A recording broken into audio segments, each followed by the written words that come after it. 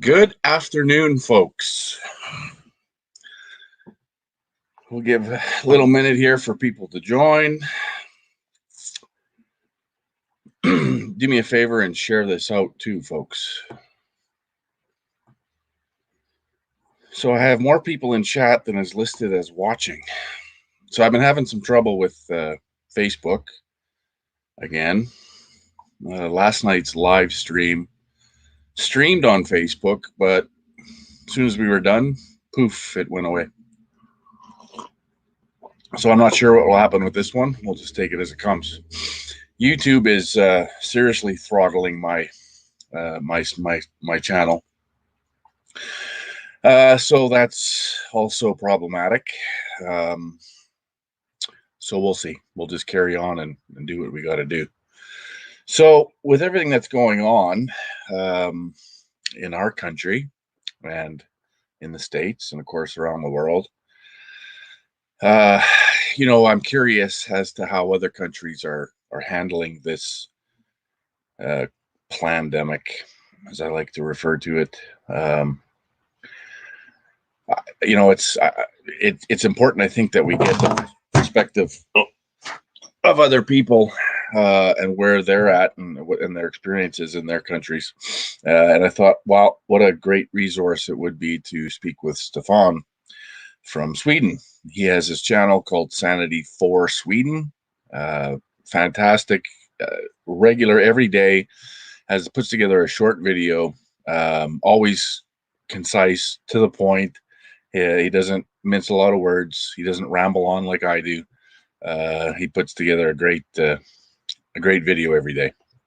So if you don't follow Stefan and you want to, SANITY4SWEDEN, the number 4 is used for 4 on YouTube. Check out his channel, subscribe.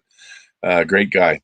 But somebody asked me, I mentioned the other day, that Sweden is the way they are handling this is the way that we should be handling it. And I had no idea how Sweden was handling it. So of course I thought, well, let's go straight to the horse's mouth and bring Stefan in. So here is Stefan. Hi, Mark. How are you, my friend? I'm great. You look good. You as well. I think I got enough sleep last night. You know, since this thing has started, I'm turning into a night owl. I think I got down about 3 a.m. last night. So, but you know, there's not much work. So, all right. So thanks for your kind words. Yeah, people have been telling me good things about you on my channel. Yeah. Well, that's good to hear. Yeah. You know, when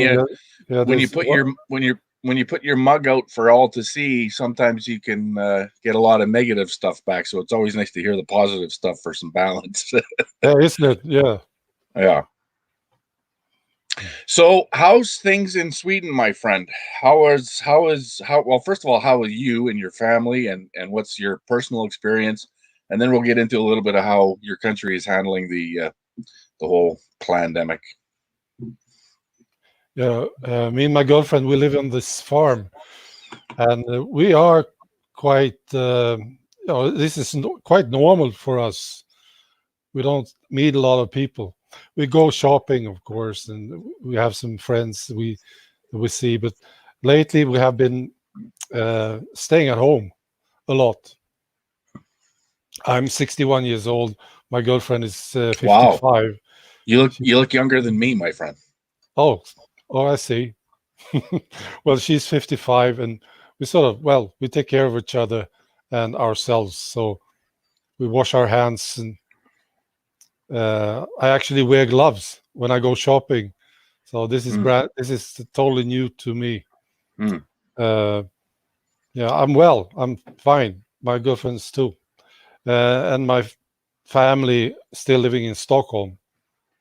They are perfectly fine as well. So so far, I'm very happy about this. So how many, I guess we can start at how it's affected your country and you know, to the extent of numbers and how many people infected in Sweden. Do you know? Roughly, very roughly. I don't follow this Yeah. Very strictly. So, but I think there's like, maybe there's like 300 who died so far in Sweden. Mm. It could be more. I actually stopped following the news the last couple of days because there was just too much of it. And they got the first case infected some time ago. I think it was in late February, and it was a big deal. So it seems I sort of stay up to date at this Worldometer. It seems to be the most credible site as far as numbers. I mean, it's hard to call numbers credible because you don't know how they're getting them. You don't know how they're coming together. But it is what it is. It's basically what everybody uses. So I see the globe has hit over 1 million cases. And I'm just going to have a look at Sweden here to see where you're at on this list. And there you are. So, yeah, it looks like, 282 deaths out of 5,000 cases total. And that's, of course, when they say cases, those are confirmed. So those are people that have been tested. So has there been a lot of testing in Sweden? Like, is it pretty widespread testing? No, they don't test very many. Of course, the people who contact the healthcare, they will be tested, but they don't do testing. They talked about it, but they started testing in February, and the first case came in February. So that's interesting because so when you look at the numbers that I posted there, 5,400 total cases. That's a little misleading. Obviously, if they're not testing everybody, that's just the 5,000. So there's probably way more folks that most likely have the flu and just aren't reporting it, and that's fair game. But it sort of skews the numbers when you look at you're trying to come up with a death rate. That would be skewed because the death rate obviously would be different with much higher numbers of total cases, versus death. So I always try to, be careful with the numbers because numbers can be easily manipulated too. So when this first raised its head, I guess probably for most was, and maybe in Northern Europe, probably in February, I would guess. What did the government do there? Did they take any actions of closing the border or restricting flights or any of that sort of thing, or were they pretty inactive at that point?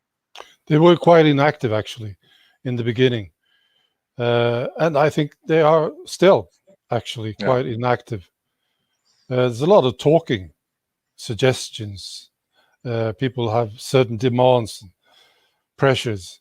Yes, but for instance, they left it up to the companies to decide whether they should have the employees on work or not. Right, so it's all up to the companies themselves. And some companies, had their people work from home, and I think, and they closed down schools, not basic schools, but universities, and I think also high schools. So that's one thing they did. But this came quite late. And so the primary schools, the elementary schools, are still open? Yeah. Interesting. Yeah. Considering the numbers, I mean, for you guys, first of all, Sweden's a population of what, 10 million? Exactly. In there somewhere? Yeah. Yeah. So, I mean, on the scale of, again, looking at numbers, your numbers are fairly high given the amount of population that you have.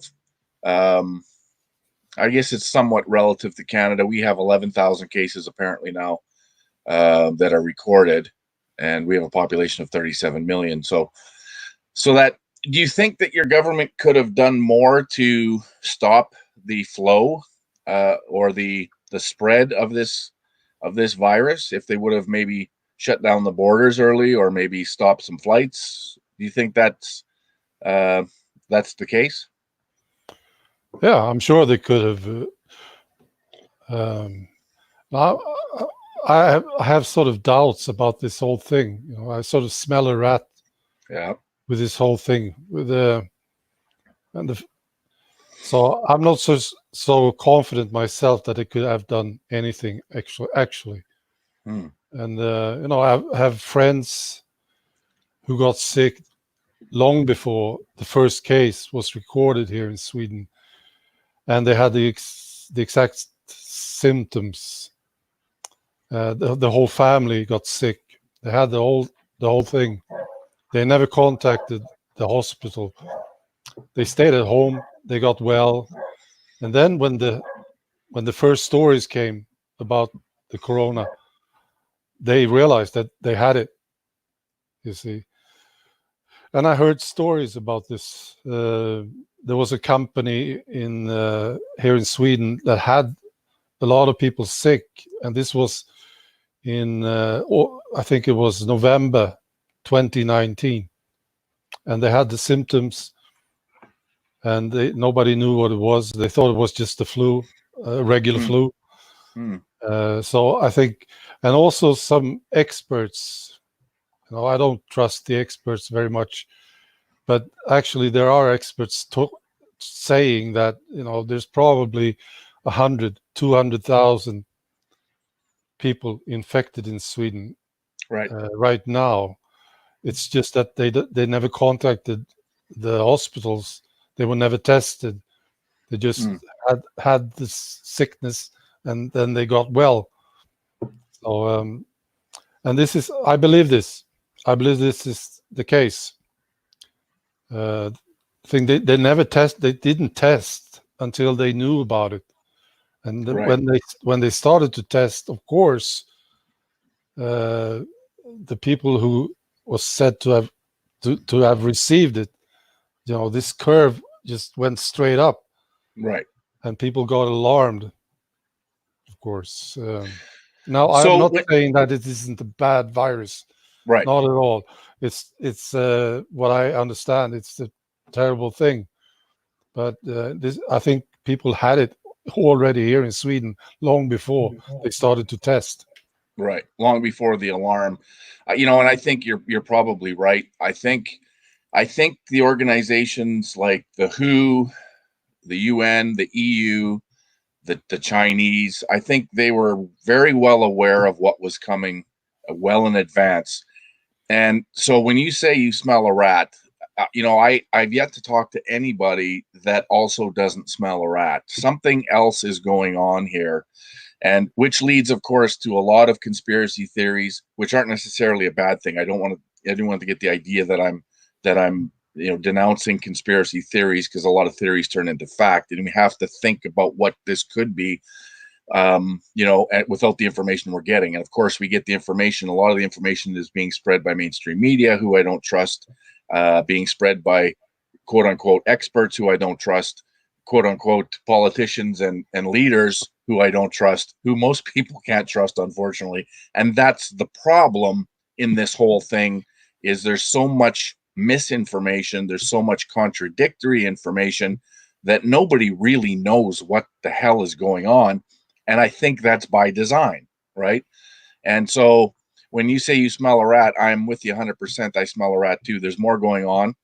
And being so, with Sweden being part of the EU, do you think that the Swedish government is taking some of its orders from the EU as far as how to handle this, and probably they're in action? Well, I'm sure they talk. The thing with the EU right now, they don't seem to know what to do. They are sort of, they are just talking. That's basically what they do. And they don't know what to do, basically. So it's now more and more up to the individual nation to deal with it. So, and I think Sweden are making these decisions on their own. The government is based on their own experts' opinions. So I don't think the EU is involved in any way, actually, in what Sweden is doing right now. So yeah, it's been interesting to watch the EU during this crisis, because well, basically they are like crippled. Yes, Yeah. they don't know what to do. They don't do anything. And Right. And of that's course, being exposed. And I think through yeah, this whole thing, I think people that don't necessarily pay much attention to things as much as maybe yourself or I do, but I think a lot of folks are coming to the realization and getting a serious wake-up call that this whole idea of globalism and the post-nation states and getting rid of borders and getting rid of the nation state is not a good idea, obviously, because even if you take all the information at face value from the UN and the WHO and the EU, just criticizing that information that it's available to everybody, it's very easy to see that, wow, do these people ever not know what they're doing? Right? yeah, And that's only looking at things, from giving things face value. When you look at the leader of the WHO, this Tedros Adhanom, like, I don't know if you've seen, there's a video floating around about his history leading up to his position with the WHO, but he's a horrible human being, and he's done some horrible things to a lot of folks. And so just the fact that this is the individual that's leading the WHO and sort of directing, like, in Canada, our prime minister, I am convinced, based on, well, before this, but based on all the policies that he's putting forward and his government, all of the decisions they have made before this and during this pandemic, he's getting all of his marching orders from the UN. Everything is coming from the UN. It's all attached to the overall agenda. And so when we talk about the agenda, of course, that's connected to the EU and this whole attack on nationalism. They are most definitely taking advantage of the situation. And like they say, never waste a good crisis, or never let a good crisis go to waste. So, again, it's when you have this virus, when we were first told about it coming out of China, was putting out information that it's not a big deal, don't worry about it. They were congratulating China on how great of a job they're doing containing it, and in fact promoting the idea that they don't even know if it's human to human transferred or contagious. I mean, the messaging that was coming out from this world authority was completely wrong. And then countries, nation states like Canada, who's run by a moron, makes decisions and policy decisions based on what the WHO is telling him to do. And now we're in the mess we're in. yeah. And maybe this is a good thing from all of this. More and more people will realize how incompetent guys like Trudeau is. Maybe this is a good thing. Yeah. I agree, and I think that's the silver lining. And again, nobody knows to what extent this is going to go, and it could get very ugly. It could get very, very nasty. But at some point, we are going to move forward. We are going to get through this, like we get through everything.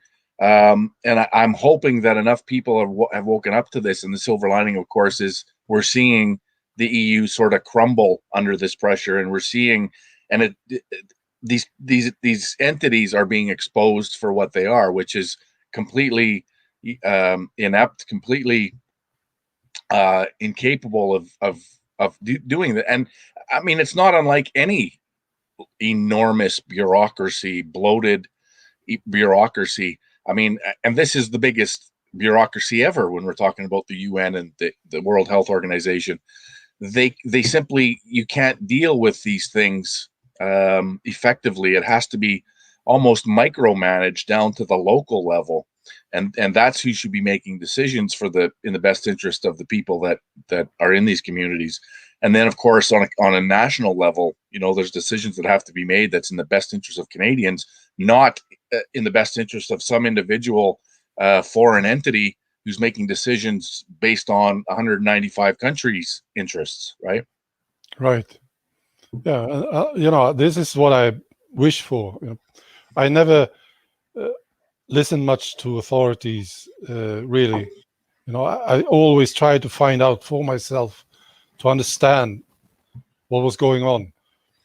And in Sweden we have this problem. Actually, people are very reluctant. They are very willing. They have been for a long time willing to listen to the authorities. Let the authorities take care of us. And if they start to understand that they have to start to think for themselves, look for themselves, because look at the EU now, what they are not doing, and nothing happens, sort of.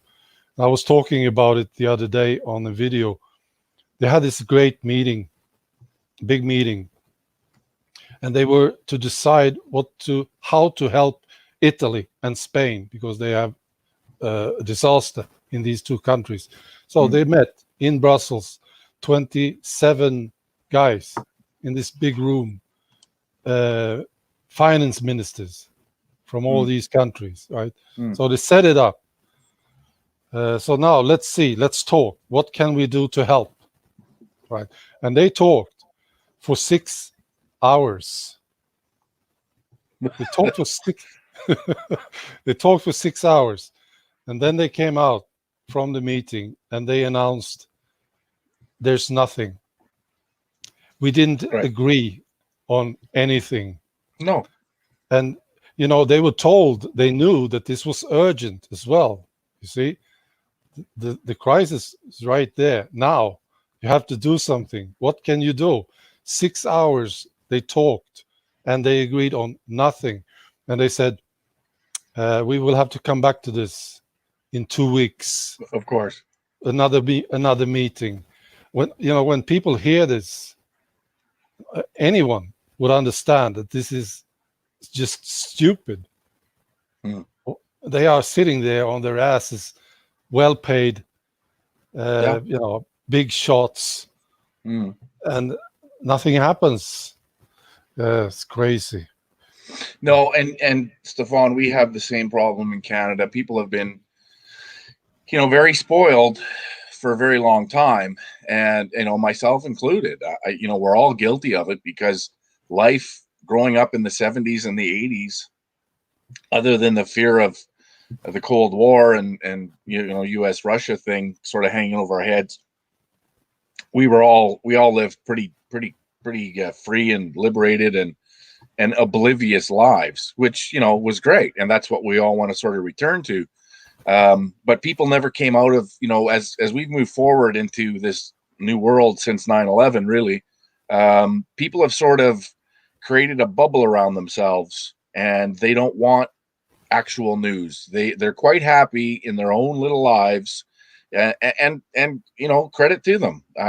Most people are like that for a reason, because they have their lives and they're busy and they work, and they're trying to put food on the table and provide and all these other things. So they get their little tidbit of information from the mainstream media or from the politicians, and that's good enough for them, right? And unfortunately, at the cost of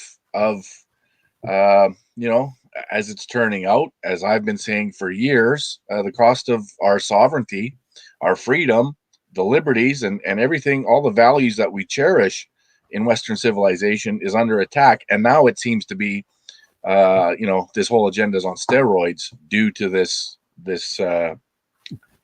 pandemic. Yeah. This is fascinating. It is.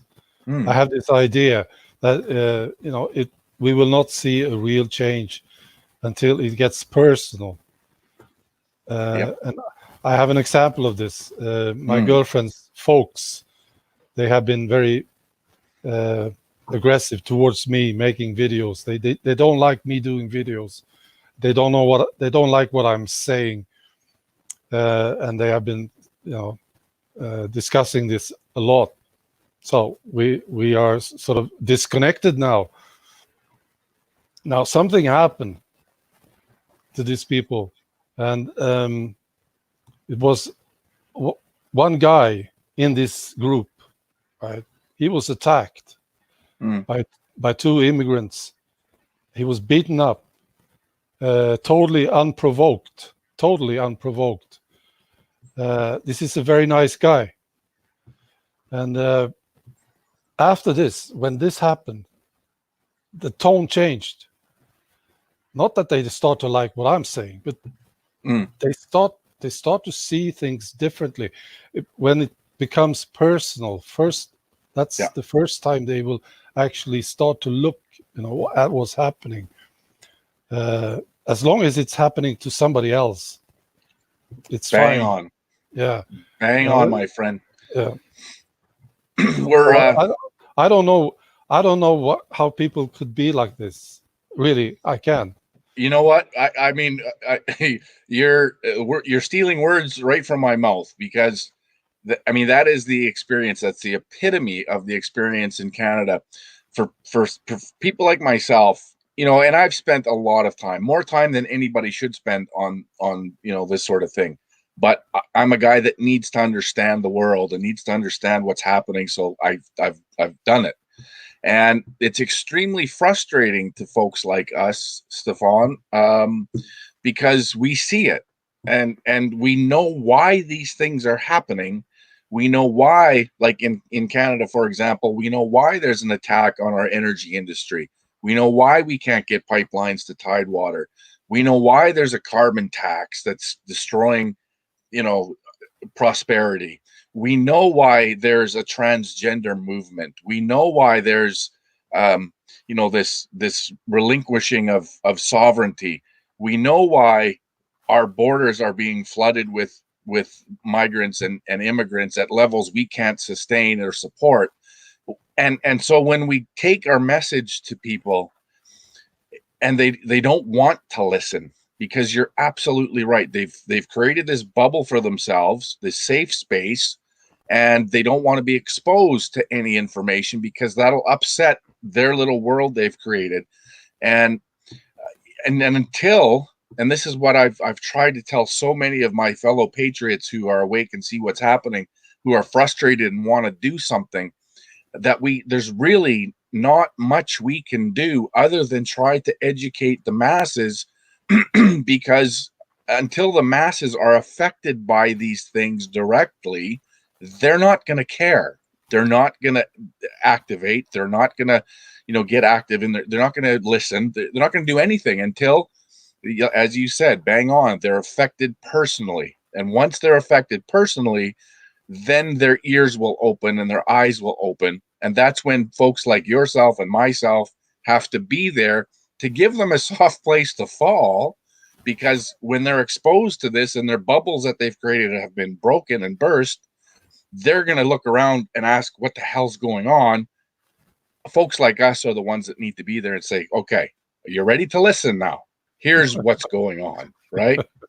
Yeah. And then we can gloat a little. Yes. Well, as frustrating as it is, the natural response is to gloat a little and say, see, I told you. Because you take, in our positions, as I'm sure you're well aware, you take a lot of ridicule, right? You take a lot of heat for the positions we take. And of course, I'm sure you found this as well. In my situation anyway, I get called a racist, a Nazi, an Islamophobe, a bigot, a xenophobe, homophobe, transphobe, every phobe in the book. When in fact I'm none of those things, but I understand how all of this overall agenda, is negatively affecting our country. I see it all around me. So it's, and I know that you probably get a lot of the same sort of attitudes. Oh, absolutely. Well, I also think that just by talking, and I noticed this in the beginning when I started talking, doing the videos, I just really wanted to talk, wanted to speak my mind. I didn't want to be silent. But I never thought that something would really change because of what I did. Right. But after a while, I started to get feedback from people. For instance, a very, very good friend of mine, that I knew a long time ago, and we haven't been in contact for a long time. I told him, I'm making videos, and after about 2 months, he contacted me and he said, I've been listening to all your videos, and now I'm joining this and this organization. I'm supporting this and this, So just people knowing that you are speaking up for something, and they listen. This could actually make people do something. Absolutely. So it's I'm optimistic about it, and I was surprised to see, to get the feedback, and other types, like somebody can tell me that I was discussing this subject with the person online, and then I gave him this specific video, and he was listening to it, and he was amazed about the information that came out, because he had a totally different idea about this was about Sweden, right? So thank you. It was good. Well, and I think it's important, and that's why I am reaching out to folks. I have another interview coming up, I think on Monday, with a guy from India, and we're going to talk about how they're being affected by this Wu flu. But I think it's incredibly important to talk to other folks in other countries, especially Western countries, where they're all experiencing most of the same things, right? This influx of immigrants and migrants, and really the destruction of our culture. I've talked to folks in Australia, exactly the same stories. They're telling us the same stories. And so, while I know that, most people that are watching, they're like, okay, so we're not alone in this. This is shared. And if it's happening in Canada, or if it's happening in Sweden or Australia or wherever, it's like, wow, so this really is a thing. It's not just a bunch of crazy Canadians that are pissed off at Trudeau. It's actually, it gives legitimacy to it, I think, for some, to see that, yeah, you know what, this is a real thing. This globalism is a thing, and it's affecting all of these other countries, especially Western nations. So I think it's incredibly important what we're doing, Stefan. Yeah, me too. And I'm also thinking about these guys, these people who are sort of thinking, you see. They might not do anything. They may not speak up or anything, but they are thinking, and they are watching what's happening, and they have been thinking, why is it different here? That I've been living here for 20 years. Why is it different? What's going on? Am I allowed to talk about it even? Right. And then when they see somebody doing it, this could actually encourage them to start talking. It's contagious. It really is. And if guys like myself and yourself and so many others are doing this, the information is incredibly important, but even just the inspiration that, what, if these guys are doing it, why am I not doing anything? Why am I not, talking about these things? And it encourages people, and it inspires people and motivates them to, and even if it's on a small scale, and really it is, all things being equal, but if we can multiply the number of people that are doing what we're doing by what we're doing, hey, fantastic. And we will get there. And I'm optimistic as well, Stefan, as you mentioned earlier. I really am, because I understand why we're in the position we're in now, how we got here, and how, generally speaking, how the masses see things through their lens. And again, that lens is being opened, and their bubble being burst, is going to expose them to reality. And I think we have an opportunity. And I had a discussion with a guy the other day, and he's pretty fed up and pretty had pretty much enough of this nonsense, and he wants to take action. And I sort of had to cool his jets a little bit and just say, you know what, you can't manufacture this response. It has to be organic. It has to be natural, because, as you say, people won't wake up until it affects them personally, but it's going to. And I've said this for a long time. People are going to wake up, because they're going to have no choice. The consequences of what's coming down the pipe, and this is before Wu flu, is going to wake people up, regardless of whatever their views are, it's going to wake them up. It has to. It would be extremely unnatural if they didn't. And that's when, why what we're doing now, when planting all these seeds and having these discussions, is so incredibly important, because even those seeds that we're planting, when people get out of their bubble, they're going to think, wait a minute, wasn't Mark or wasn't Stefan thinking about this or talking about this, last year? And I better pay attention to what the hell's going on. And then, the realization will happen. So, again, I'm so thankful for guys like you. And I mean, there's so many others, but we're all part of the equation. Yeah. It's a beautiful, really beautiful movement. And it's very nice to be part of it. And things are changing because of it, of course. I mean, just imagine if there weren't channels, independent channels. Just imagine, it would be terrible. It's thanks to all these millions of people speaking up that we have some hope, and we can be optimistic about this. And I'm totally optimistic. It's just a matter of time, and we see it's changing. It is. Just look at what happened in the UK and what's happening in Italy right now. It's we get impatient, of course. We want it to happen quicker. But if we look at what happened during the last, say, 2 years, it's remarkable what's been achieved, actually. Well, and most of what has changed in the negative, and most of the consequences to this whole globalist agenda is built on really soft foundation. It's built on perception instead of reality, right? So it's all virtue signaling, it's all perception, it's all, warm and touchy and how do you feel kind of thing, but it's soft foundation. And when that foundation is challenged, or there's weight put on that foundation, it's going to crumble, because it can't stand the pressure of reality. And so as we're watching it in real time, we're watching this foundation crumble.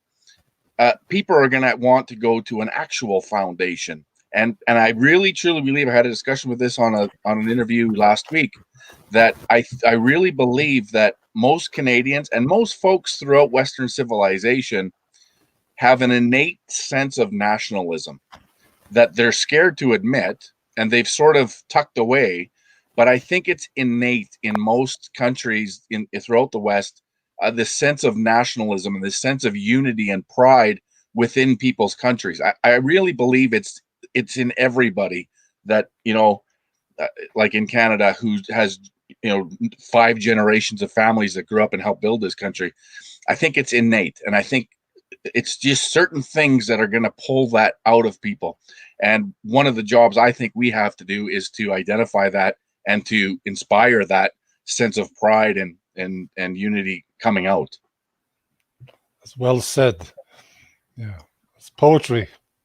Yeah, it's very good. Yeah, but it's, I believe so. Yeah, absolutely.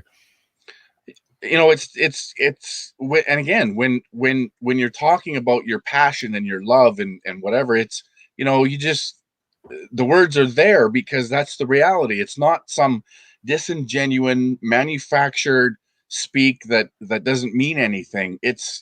This means everything to me and yourself and others. This is why I sacrifice all the time I do in doing what I do, because it matters. It matters greatly. I mean, people have given the ultimate sacrifice to protect our freedoms and our liberty and our sovereignty. Why are we giving it away? Right. So. Right. Yeah. Yeah, it's true. Very true. So moving forward, Stefan, what do you see is going to be the impact just from the Wu flu on Sweden? What do you see happening? What do you see? And I know you don't have a crystal ball, and nobody does, but what do you see happening in the next month or two with Sweden? Well, I'm no expert, of course. I just have to go with my gut feeling about this. I think I think it is a flu, and that it's serious. I think it will go away. Yes, it will, and then it will come back next winter. So what I see, not being an expert or anything, not Yeah. claiming to be one, but my idea about this is that we should protect the elderly, and this is what's going on actually in Sweden. A lot of work is done to help the elderly with shopping, keeping them away from the flu, and let the younger generations get Mm. the flu, right? So we build up some Mm. uh, group immunity Some towards herd immunity, right? exactly. That's my idea, and I'm sort of leaning to the politicians uh, seeing this as well. Mm. For some reason, I believe that there are some good guys uh, in as experts here. I've been listening to some of them, you know, and for some reason they survived and they are there and they speak sense. Mm. See, they make Mm. sense, and they well, I believe so, and hopefully this will be better for Sweden in the next time around, and I think it will. I don't think a lot of people will die in Sweden. I don't. Mm. The Swedes are generally quite healthy people. Mm. Uh, Vitamins is a big thing here in Sweden. Mm. Eating healthy. Um, Now, of course, I'm not talking about everyone, but No, it's a generally big speaking. thing. Generally speaking, it's much more healthy. Yeah. I So I noticed think that we, when I was in Norway too, you know, and I'm sure it's the case through most of the Scandinavian countries. Um, in Norway, that the general culture of Norway was healthier. People were more active than they are generally speaking in Canada or North America, especially in the States. There's a different sort of attitude towards personal health and exercise and food and diet and all these things. Definitely. In fact, when I was in Norway, I went to Norway. I was there for a year. When I got there, I was 238 pounds. When I got back a year later to Canada, I was 200 pounds. And, I can't say that I was happy about it all the time because I did eat less and I ate better in Norway, just sort of naturally. Um, uh, you know, because there isn't a fast food joint on every corner and there isn't this easy access to fat food as there is here in North America. So I struggled with it, but at the end of the day, I'm sure I was probably much healthier just because of it. So I good, completely understand. Yeah. good for you. Now the Norwegians, I'm impressed with the Norwegians in general. Yeah, they are moving around much more than the Swedes. They are actually, I don't know, I don't know any people that is moving as much as the Norwegians. So they are great. They do very well. No, they have other problems, Yeah. but yeah, good people. Yeah. I really enjoyed my time in Norway and I enjoyed the people. Of course, I didn't speak the language, so that was a bit of a barrier for me. But, most folks my age or younger spoke pretty good English anyway. So it wasn't like a huge thing. But I noticed when I was in groups, like my wife is a singer in Norway, and so was her dad, fairly well Oh, known actually. So I toured around with them, but when they were in their group, right? So that all the people that were part of their shows and we're traveling together, we get onto a ferry and we're chatting. They're all chatting in Norwegian. Of course they are, right? Why would they all talk in English just because I'm there? So I was sort of forced to kind of learn to pick up what they're talking about by oh, I understand that word and that word. Okay, I think I know what they're talking about. But it was difficult, right? Because you're not really part of the conversation. But at the same time, I knew I was the visitor, so of course I'm not going to tell them to speak. You just guys carry on, do what you do, and I'll pick up on it. So, but it was interesting. Right. Yeah. Yeah. I really like the Norwegians. They're good people. I like the Danish too, and the Finns. No, these are good people, good neighbors, and they are actually. Sweden needs to learn a lot from Denmark, for instance. The Swedish politicians, they need to learn, and it's sort of like a family up here, Right. in the north. Yeah, and we we sort of look after each other, and we take inspiration, and we take advice, and we look at each other what we are doing.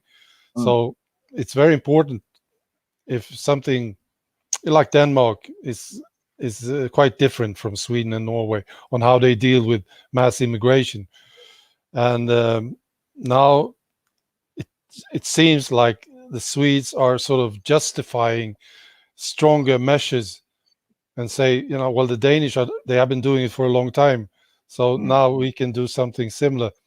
So this is how it works up here.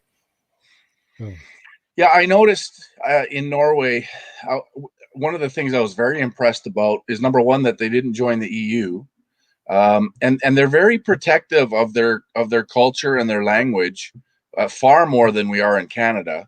And I was impressed by that. I was also impressed, and I questioned, and I still question it now, but that's coming from a Canadian perspective. I question how much Norwegians in general trust their politicians, far more than we do in Canada, especially these days, but just in general.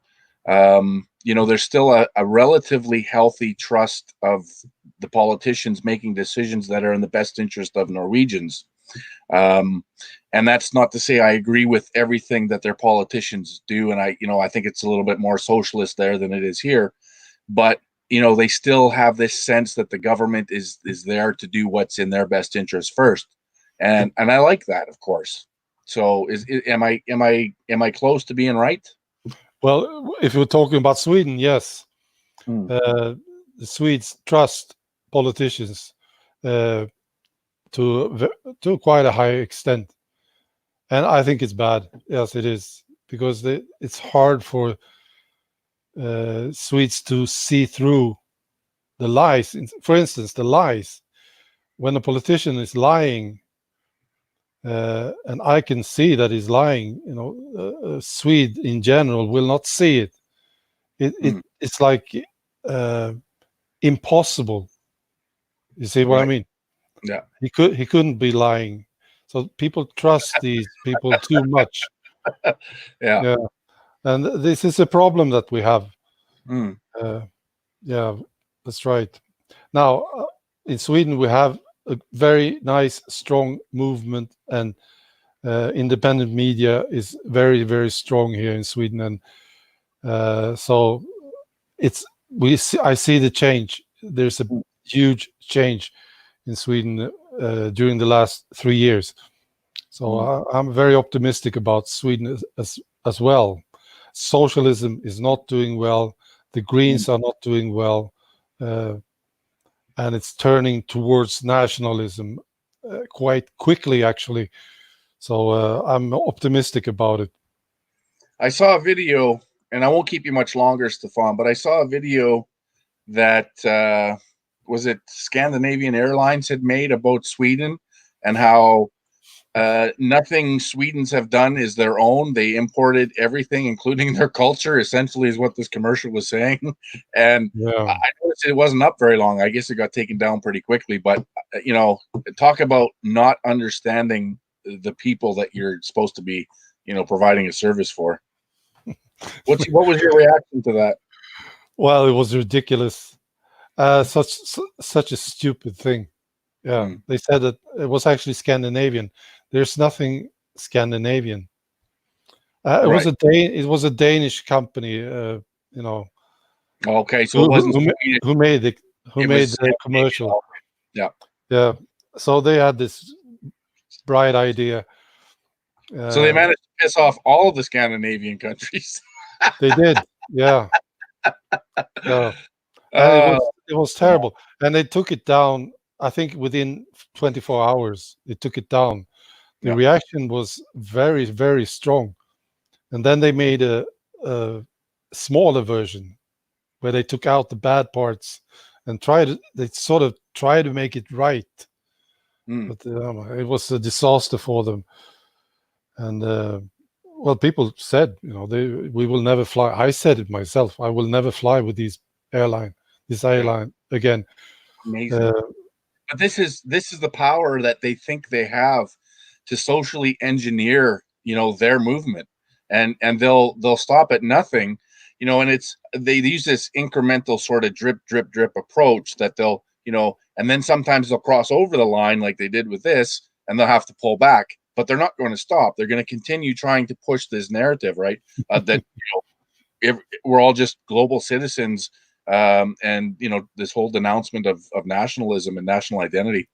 So we have to keep fighting, and we will. And I think that's a good example of what I was saying earlier, that people do have an innate sense of nationalism, and that's a good example of it, because when you attack that nationalism so obviously, there's going to be pushback, and it's also encouraging to see that there was pushback, and they ended up having to take it down. I was encouraged by that. They will have to learn it the hard way. I mean, just look at Gillette. You remember that ad? Yeah, exactly. They lost billions because of this commercial that they made. This stupid commercial, and it's good. Shows the power of this movement. People talking to each other. It's fantastic. I love it. Yeah, absolutely. So I have one more question for you, Stefan, and then I'll let you carry on with I guess it's evening there now. Yes, maybe you're gonna it's 9 o'clock. So lutefisk, is that just a Norwegian thing, or is that also shared in Sweden? I think it is Swedish, actually. Yeah. Or maybe both. Yeah. Have you ever partaken in it? Absolutely. Oh, you do? Because my wife, she's completely against. She's never tried it. She never will. She thinks it's just disgusting. But Well, honestly, I don't like it very much. But I was grown up with it. But it's tradition, especially during Christmas. We got the lutefisk. Yeah. So for the folks that are listening that don't know what lutefisk is, can you explain it to them? Well, it's a particular fish. I know the name in Swedish. It's a special fish, right? I don't know the English word for it. And they catch it, of course, and then they dry it. They spread it open and dry it for long periods of time outside, usually. And then it's like wood. It gets very, very hard. And then they soak it. When they are preparing it, they soak it and boil it, and it's quite tasteless, actually. And then there's a special sauce going with it, white sauce, and lots of pepper and salt, and it's okay. It's a very, very old dish here. I suppose the Vikings had it. Maybe. Right. They probably had it as a regular diet, maybe. Probably, dried fish, it's good. And then they would chase it down. The folks that I knew would chase it down with something called aquavit. Yeah. Which I tried, which I didn't like. It was like fire water. Yeah, it's like fire water. Yeah. I stopped drinking, by the way. I don't drink anymore. Maybe 2 glasses of wine a year. Right. Yeah. Now that I'm getting up there. I mean, I'm only 48, but I slowed it right down. I'll have a couple of whiskeys here and there, but it's I've grown out of that because I don't enjoy it like I used to, and it makes me too sick if I do too much of it. So I didn't like what it did to my body. Actually, I didn't like it. I can enjoy the taste, of course, but All right, my friend. Well, we're hitting close to an hour here. I'm going to let you take off and do what you do at the end of your day. I'll carry on with mine. You know what? Again, I really appreciate you coming on. I'd like to do it a little more regularly with you, maybe once a month kind of thing. And you know, because I know that the folks watching on my end really do appreciate your perspective and just what you do with your videos every day. You know, again, you found a niche, you found a path that's obviously working very well, but it's fantastic. It's short, to the point, and that's it. And you say what you need to say, and then you say goodbye, and it's fantastic. So Thank carry you, on. Mark. Thank you, Mark. And I have to say, my people, my viewers, they like these. The last one we did got very, very high ratings, so they really like it. I think people, a lot of people love to see this connection between, you know, two different parts of the world. We think much alike. We just compare experiences. I think it's a good thing, and I'm honored to be on again as soon as you want. So it was fantastic. It was great talking to you. You too, my friend. Take care, be safe, and you know, we'll talk soon. All right. All right, my friend. Bye, Mark.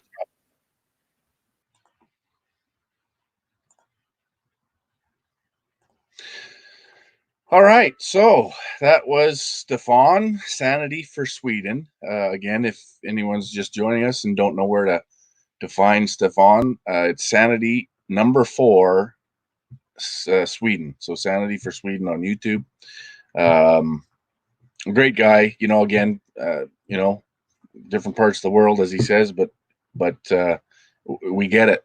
We understand what's happening, and he truly does, and he's got a great show he puts on every day. It's 5 to 8 minutes usually, his videos, and you know, very simple and straightforward. It's fantastic.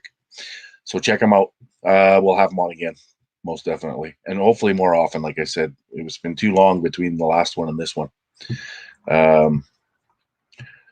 Yeah. Anyways, that's it for me now. Later tonight, we may have Sean Arnston on. I think a lot of folks here probably know Sean. He does a lot of Facebook lives and commentary. So we're looking at having Sean on. I'm gonna have a phone discussion with him here this afternoon, and we'll see if we can put something together. But that should be an interesting conversation if we can. And then we have Friday, we have Salim, and then on Saturday, I'm going to bring on Dave Bjorkman, and he's going to tell us a little bit of why he thinks constitutional conventions aren't the route to take. I noticed he, in a comment he made on a thread from last night, and I won't get into the details, but he made some interesting points. So I thought, you know what, that'd be an interesting individual to have on. I've also asked Doug Forrest to join me tomorrow night after Dave, and to give us his perspective, you know, from the Myth is Canada and these constitutional conventions. So we'll see if Doug accepts or not. We tried to have him on there a couple of weeks ago, but we were both sick. So hopefully we can bring him on Saturday night. We'll see how that goes. And then Monday, I'm bringing on Johan Tengra. He's the fella I spoke with from India about a month ago, maybe in there somewhere. But we're going to talk specifically about the Wu flu and how it's affecting India. I found it interesting because India's numbers last night were remarkably low for a country that's so enormous. Like 1.3 billion people live in that little chunk of land. I mean, it's not little, but you know, for 1.3 billion people, it's fairly small. And even as of right now, their total cases are 2,341. So I found that, you know, how does that make any sense? They're next door neighbors to China. So I put the question out on Twitter and Facebook, and I got some interesting responses. And I think the most reasonable response and the most reasonable explanation is that they don't do any testing, and they haven't done any testing for very little. And so they don't actually know how many people have it. And I would suggest most of them don't care.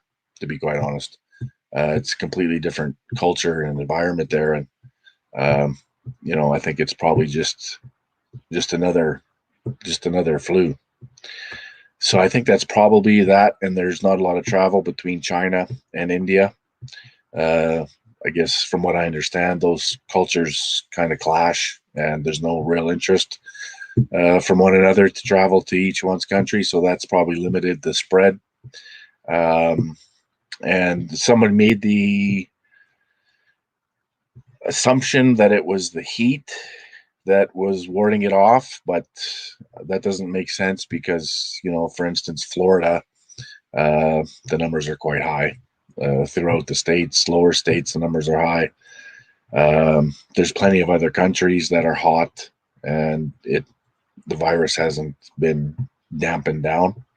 So I'm not sure that that's the explanation. I think it's probably a combination of a few. But we're going to ask Johan Tengra what he thinks and what his perspective is from his home country in India, and that'll be on Monday evening. No, sorry, my bad. Monday for him, Sunday evening at 9:30. It's going to be fairly late for some folks, but that makes it 9 o'clock his time in the morning on Monday. So I didn't want to have him have to get up too early to accommodate us. So it'll be 9:30 on Sunday.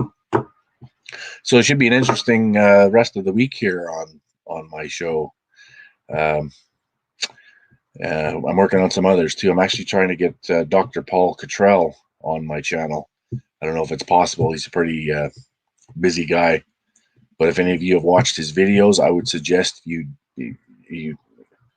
would probably appreciate him being on the channel. If you haven't watched any of his interviews, please do. He's a wealth of information. He's a PhD in finance, but he's also working on his master's in biomed.